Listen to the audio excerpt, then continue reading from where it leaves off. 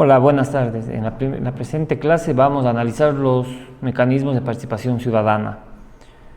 Para ello vamos a analizar en primer lugar qué son los mecanismos de participación ciudadana, cómo se encuentran regulados los mismos y cuál es la finalidad.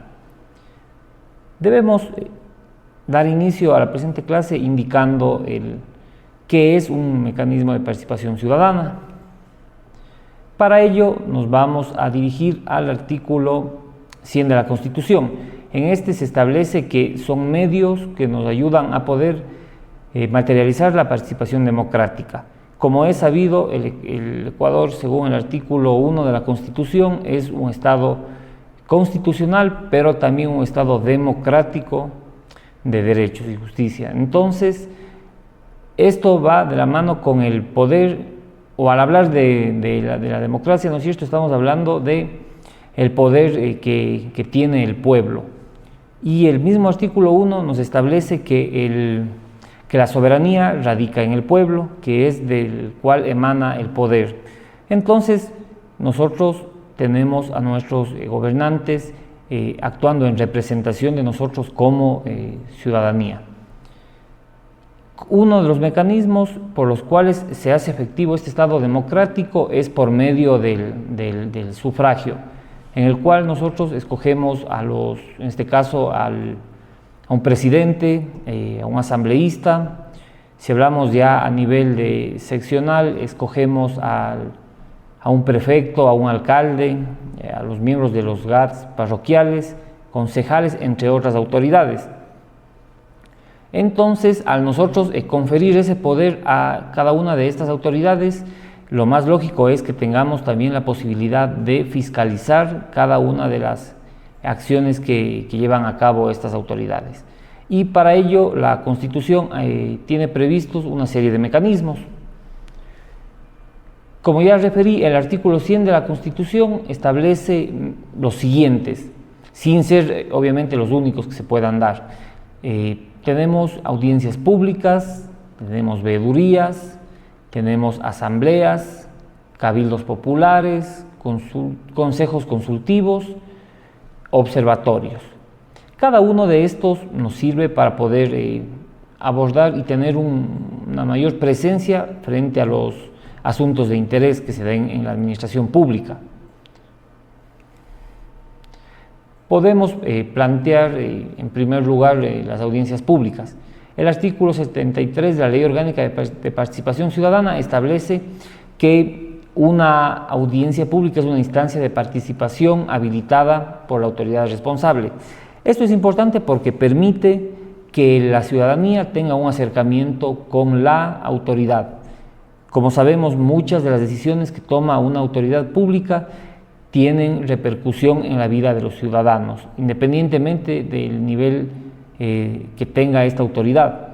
Entonces es importante que la ciudadanía pueda hacerse presente y pueda opinar sobre algún asunto de interés.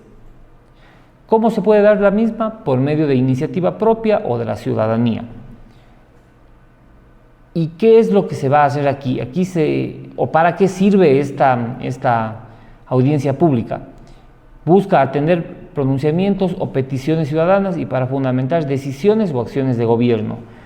Como ya se había mencionado, en estas audiencias públicas obviamente cuando se las convoque, se va a tratar algún tema en particular.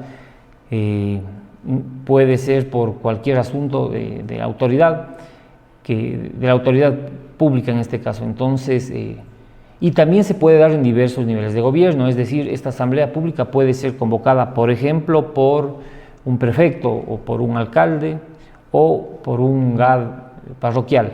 Lo importante es que las personas puedan influir y puedan dar sus criterios sobre algún asunto de interés público.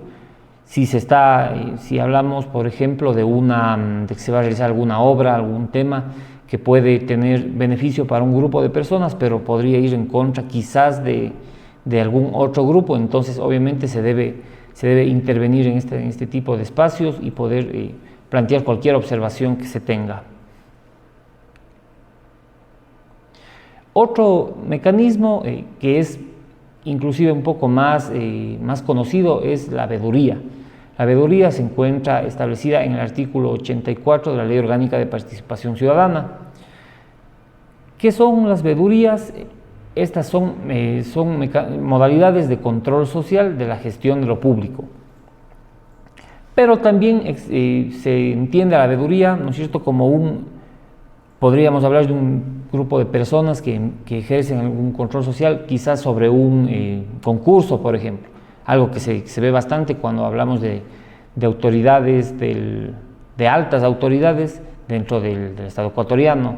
Hablemos, por ejemplo, un concurso que se da para jueces, para el que hubo hace no mucho tiempo, que fue para elegir un contralor, entre otras autoridades.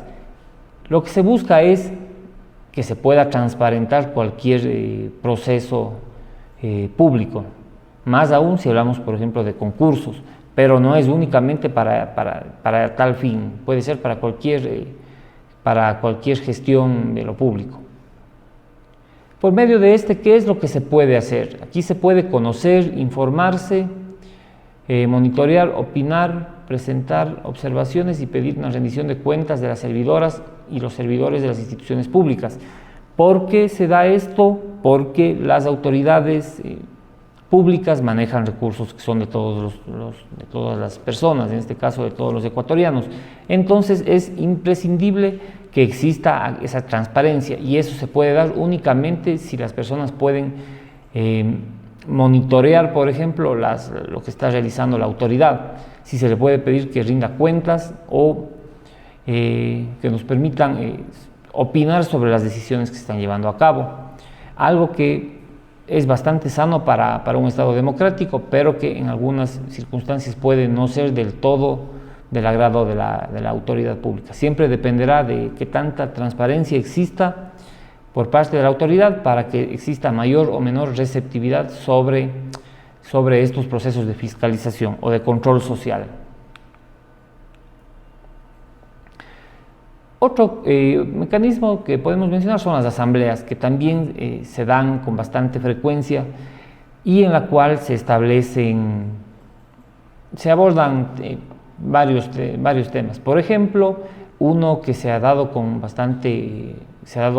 algunas ocasiones en la provincia de La Suay es, por ejemplo, las asambleas que se realizan con autoridades, o más bien para expresar a las autoridades del Estado central el malestar que existe por el tema de la vialidad. Ese es un tema que se da o que afecta a la provincia de La Suay. Entonces se han realizado varias asambleas. En las mismas se puede plantear el diagnóstico, se puede mencionar el estado actual, así como también se pueden plantear algunas ideas para que se pueda mejorar el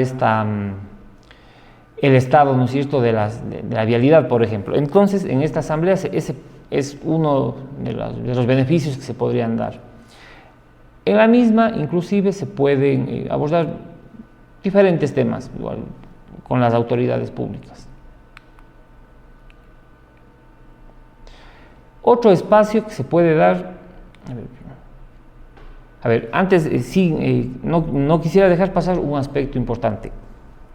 Existía hasta hace algún tiempo en la ciudad de Cuenca una autoridad, en este caso hablemos de un alcalde, que realizaban asambleas con todos los barrios de la ciudad de Cuenca.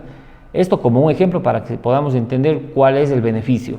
Lo que se hacía en estas asambleas se establecía con cada uno de los barrios o parroquias, no tengo el dato preciso, pero se establecía las necesidades que tienen cada una de estas parroquias. Entonces, en base a ello se establecía una lista de prioridades y las mismas posteriormente se establecían o ingresaban ya para el presupuesto del siguiente año. Entonces, ¿qué es lo que se lograba con esto? Que las autoridades, en este caso del municipio, puedan conocer cuáles son las necesidades que tiene, en este caso, la ciudadanía. ¿Y quién mejor que los mismos ciudadanos para poder establecer las necesidades? Porque son los que a menudo sienten esa falta de gestión, en este caso de un municipio. Entonces, por medio de esta asamblea, ¿qué es lo que se lograba? Que se establezcan las prioridades, y eso al siguiente año se convertía en obras, obviamente obras priorizadas, porque no existen los recursos para que se puedan dar todas las obras que se requerían, pero era un espacio idóneo para que se pueda plantear por parte de la ciudadanía, expresar todo lo que ellos consideraban importante. Si hablamos de los cabildos populares se encuentran reconocidos en el artículo 76 de la Ley Orgánica de Participación Ciudadana. Cuando hablamos de un cabildo popular, este tiene o se limita a una circunscripción, digámoslo, cantonal, o es una instancia de participación cantonal, la cual se puede dar o realizar mediante sesiones públicas de convocatoria abierta a toda la ciudadanía, lo cual es importante porque así también van a poder participar las personas y no va a ser una reunión quizás a puertas cerradas, solo con un grupo de personas, sino va a poder participar toda la ciudadanía. Aquí se discuten asuntos vinculados con la gestión pública. Obviamente, porque tenemos una instancia de participación cantonal, entonces la gestión la va a realizar ¿quién? El municipio. Y por lo tanto se va a poder dar o abordar cualquier tema referente a la gestión del municipio. Tendrá únicamente un carácter consultivo. Entonces, esa es la importancia que le podemos encontrar al Cabildo Popular. Se va a dar un espacio, se van a abordar temas de gestión municipal y va a tener un carácter consultivo. Entonces, el ciudadano va a poder participar en estos espacios. Si hablamos, en cambio, de un consejo consultivo, según lo que establece el artículo 80 de la Ley Orgánica de Participación Ciudadana, este es un mecanismo de asesoramiento compuesto por ciudadanas o ciudadanos o por organizaciones civiles que se constituyen en espacios y organismos de consulta. Como bien dice su nombre, ¿no es cierto? Son consejos consultivos, sirven como un ente o como un espacio para realizar consultas. Por lo tanto, su función es meramente consultiva, es decir, pueden ayudar o pueden emitir criterios que ayuden a la administración a que pueda tomar alguna decisión, pero estas ideas o estos criterios que se planteen van a servir como una referencia, no es que este pronunciamiento va a tener un carácter vinculante, sino únicamente va a ser consultivo. Si hablamos de un observatorio como otro mecanismo de participación ciudadana, según lo que establece el artículo 79 de la Ley Orgánica de Participación Ciudadana, nos encontramos frente a un grupo de personas u organizaciones ciudadanas en la cual lo importante va a ser que no se tenga un conflicto de intereses con el objeto que va a ser observado. Además de aquello, tienen como objetivo elaborar diagnósticos, informes, reportes con independencia y en base a criterios técnicos, y servirá para impulsar, evaluar, monitorear y vigilar el cumplimiento de las políticas públicas. En este sentido es muy importante los observatorios porque, como bien se menciona en el artículo, realizan, ¿no es cierto?, la observación que realizan en este caso se lo da con independencia, pero además con criterios técnicos. Se habla o se ha visto, por ejemplo, que existen en el Ecuador observatorios para la actividad legislativa, o un observatorio, por ejemplo, para temas de criminalidad, observatorios para el tema, ¿no es cierto?, de política económica, entre otros tantos. Entonces, ¿qué es lo que sirve o para qué sirve estos mecanismos? Estos observatorios es para que se pueda, ¿no es cierto?, dar un seguimiento a la gestión pública. Si hablamos, por ejemplo, de un observatorio para el Poder Legislativo, digamos, ¿qué es lo que se va a ver?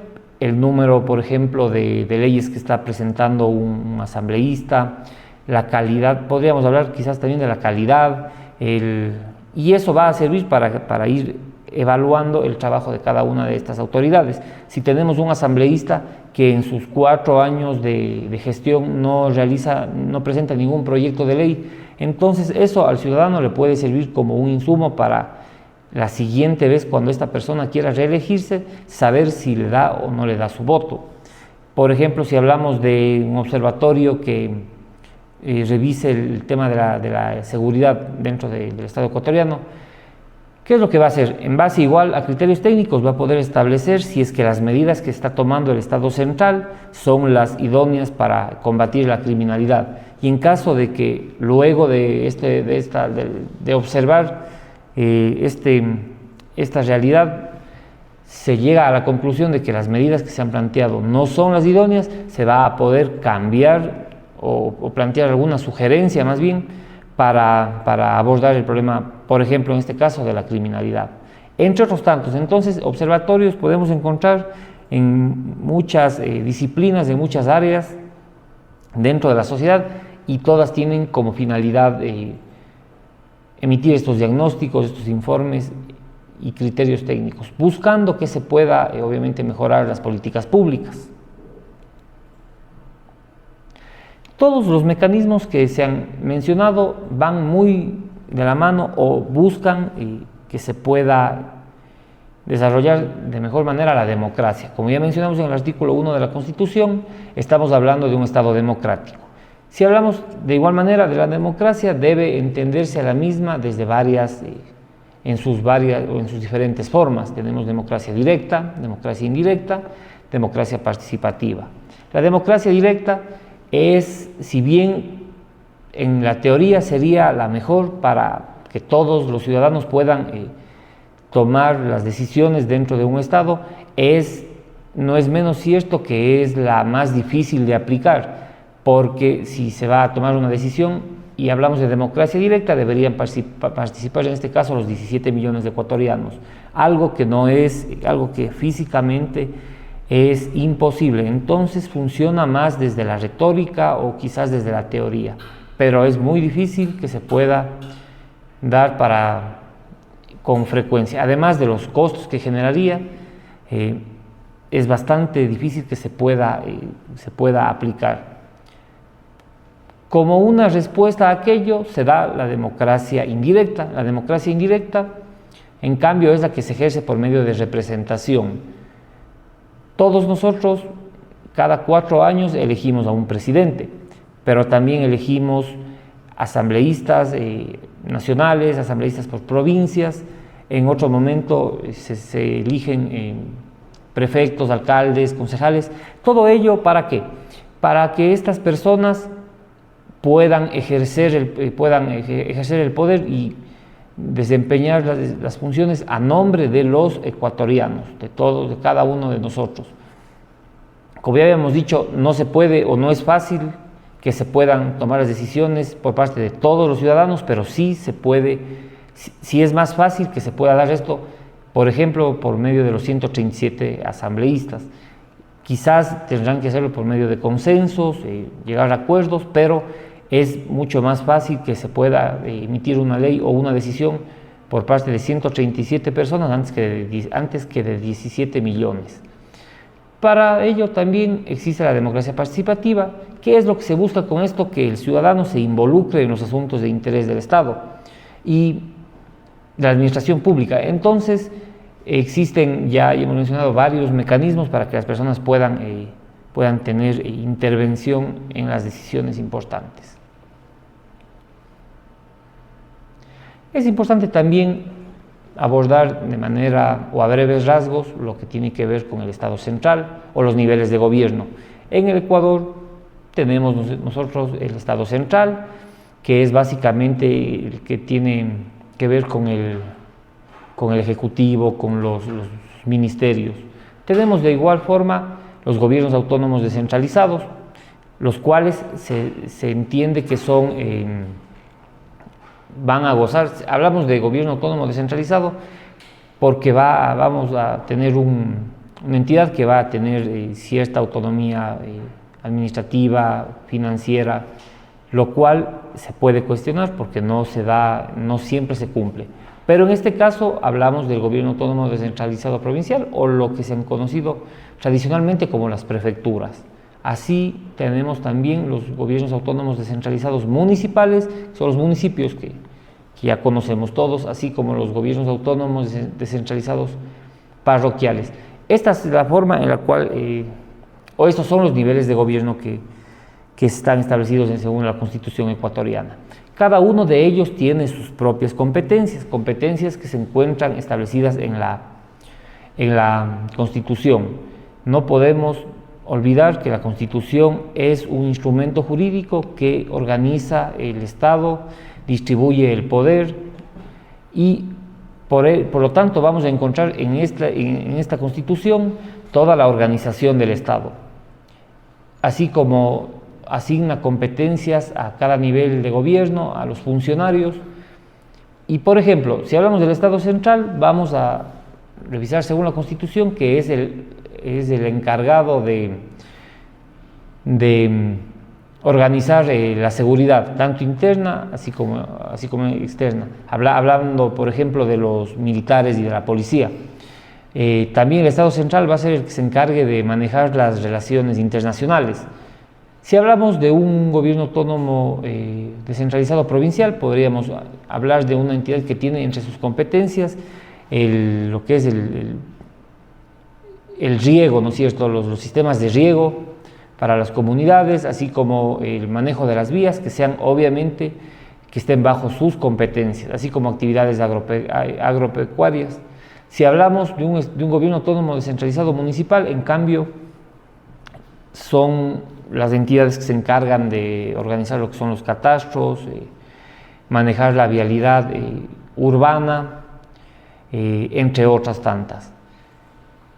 Además, existen los gobiernos autónomos descentralizados parroquiales que se encargan ya a nivel de una circunscripción territorial más pequeña y trabajan de la mano con los gobiernos descentralizados provinciales, así como los municipales.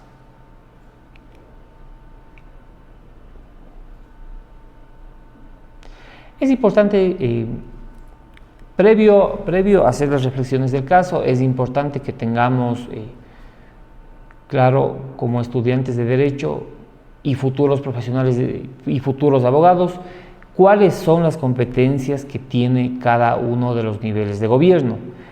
No olvidemos que el funcionario público puede hacer solo aquello que la Constitución, así como la ley le faculta. Entonces, parte de tener una buena convivencia en el Ecuador sería que cada uno de los niveles de gobierno tengan muy claro cuáles son sus competencias. Esto no quita que no puedan trabajar de manera conjunta, ¿sí? Pero sí es importante que se sepa qué es lo que le corresponde a cada uno de estos niveles de gobierno, para que no se den luego este choque de competencias entre unos u otros. Como reflexiones podríamos plantear lo siguiente. En primer lugar, nos encontramos frente a un Estado con instituciones sólidas. La experiencia nos ha demostrado que no existe tal. Vemos como escándalos con relativa frecuencia en los medios de comunicación, en los cuales se habla, por ejemplo, de una asamblea. Podríamos mencionar, por ejemplo, en la asamblea casos que se pueden dar de corrupción, a veces por un voto o dos votos, quién sabe qué es lo que se negocia, por ejemplo. Hablamos de una función judicial que es conocido por todos, los problemas que afronta en cuanto a la corrupción, jueces a los cuales se les paga para que puedan emitir sentencias. El Poder Ejecutivo, por su parte, también puede realizar o tomar algunas medidas en las cuales pueda verse o evidenciarse un conflicto de intereses. Entonces, no podríamos hablar de instituciones sólidas. Como una segunda reflexión, nos encontramos frente a una democracia fortalecida en el Ecuador. Nuevamente, la experiencia nos ha hecho ver que no. Los procesos democráticos, si bien el último que tuvimos, por ejemplo, para las 11 preguntas que se le plantearon a los ciudadanos, 9 ganaron el sí, 2 ganaron el no. Sin embargo, ya estamos viendo en los medios de comunicación que, por ejemplo, se está buscando la forma de evadir la decisión del pueblo ecuatoriano. Por ejemplo, buscando la forma de incorporar trabajo por horas cuando es algo prohibido, y que el ciudadano dijo que no.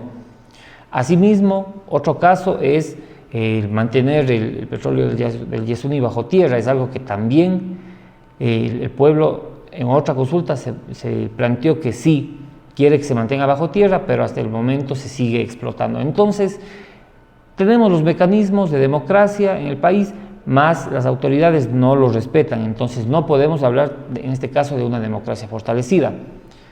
Además, si hablamos de mecanismos, o una tercera reflexión sería: ¿cuáles de los mecanismos de participación ciudadana les resulta más útil para aplicarlo a su entorno? Esto ustedes como estudiantes tienen ahora los insumos necesarios para poder establecer o para poder reflexionar sobre cuál de ellos consideran más útil. Todos cumplen un fin importante dentro de un Estado, más tendríamos que ver cuál es el más idóneo en base al tipo de autoridad, al nivel de gobierno y aquello. Entonces, tenemos estas tres interrogantes que nos van a servir para poder abordar la presente clase, o poder hacer un cierre sobre la presente clase. Muchas gracias.